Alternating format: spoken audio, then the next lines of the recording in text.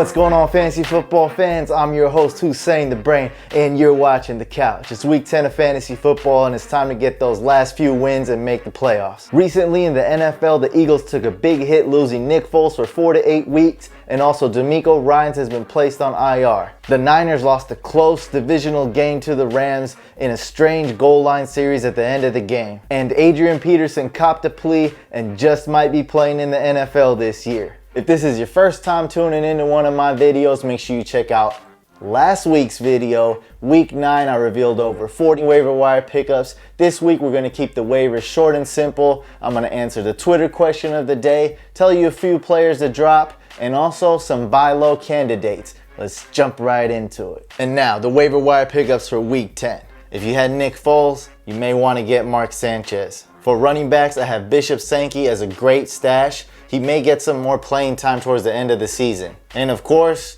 you know who, Alfred Blue.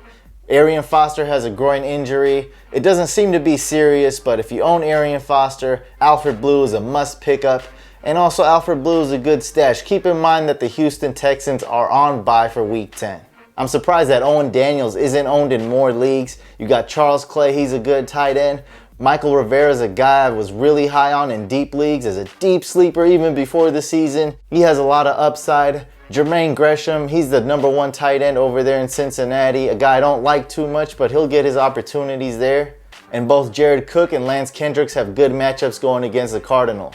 And our last tight end is John Carlson, who's worth looking at in deeper formats. Here I go. I rank these defenses for week 10. We got the Broncos D going against the Raiders. I see them, they could be the #1 defense this week. Ravens going against the Titans. No brainer right there. And another elite defense this week is the Cowboys defense going against Jacksonville. They're not playing in Jacksonville. They're playing in London. Keep that in mind.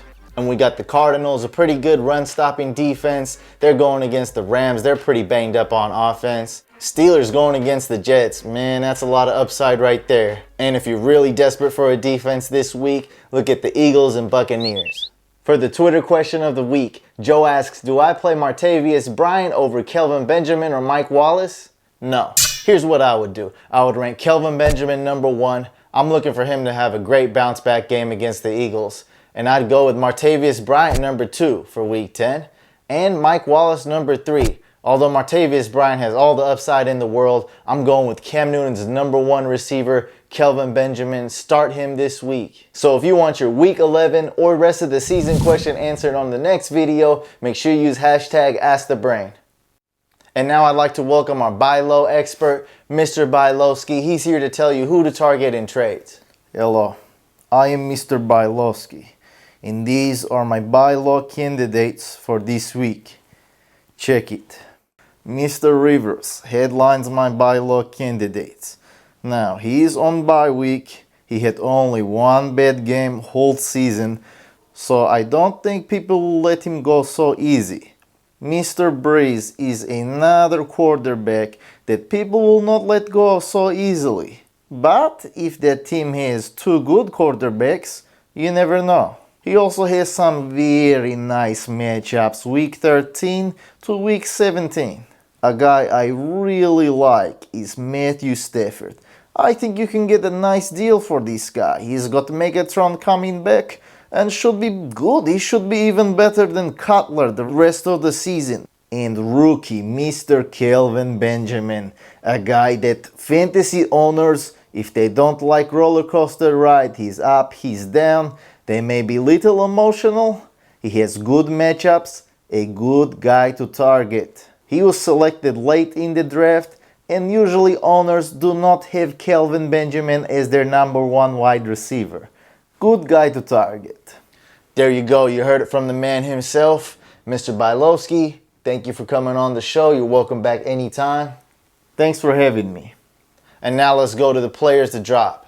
Feel free to drop Nick Foles from your team. He won't be back till about week 16 or later. Bernard Pierce is #3 on the running back totem pole in Baltimore behind Justin Forsett and Taliaferro.